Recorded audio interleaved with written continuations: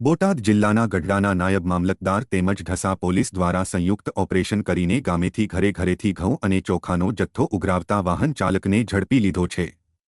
Dhasa police અને નાયબ મામલતદારે સંયુક્ત રીતે રેઇડ પાડીને ગઢડા તાલુકાના ઉમરડા ગામેથી ઘઉં અને ચોખા ઘરેથી ભરતા વાહન ચાલકને ઝડપી લીધો હતો।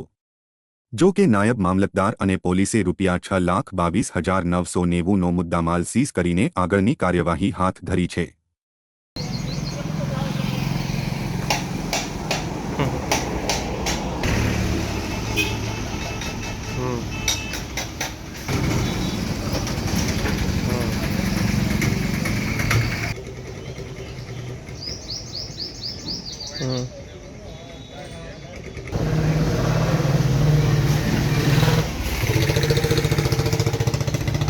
ગઢડા તાલુકાના નાના ઉમરડા ગામે તારીખ 22/5ના રોજ બાતમી આધારે કે ઘઉં ચોખાનો જથ્થો ઉઘરાવે છે તેવી બાતમી મળતા અમો અને નાયબ મામલતદાર પુરવઠા અને police station Shri Gadhada PSI C દ્વારા સંયુક્ત તપાસ કરતા ટાટા કંપનીની જીપ વાહન મળી આવેલ છે, જેમાં વાહનમાં ભરેલ ઘઉં ચોખા જથ્થો અંગે પૂછપરછ કરતા તેઓ તરફથી કોઈ નક્કર પુરાવા રજૂ નહીં કરતા અને જે ઘર ફરીને આમ કે અમુક વ્યક્તિઓ પાસેથી લીધેલ હોવાનું જણાવ બિનવારસી હોવાના કારણે માલ કુલ રકમ 6,22,990નું સીઝર કરવામાં આવેલ છે। સીઝર કરેલ જથ્થો ગોડાઉનને સોંપવામાં આવેલ છે અને વાહન પોલીસ સ્ટેશનમાં જમા કરાવવામાં આવેલ છે।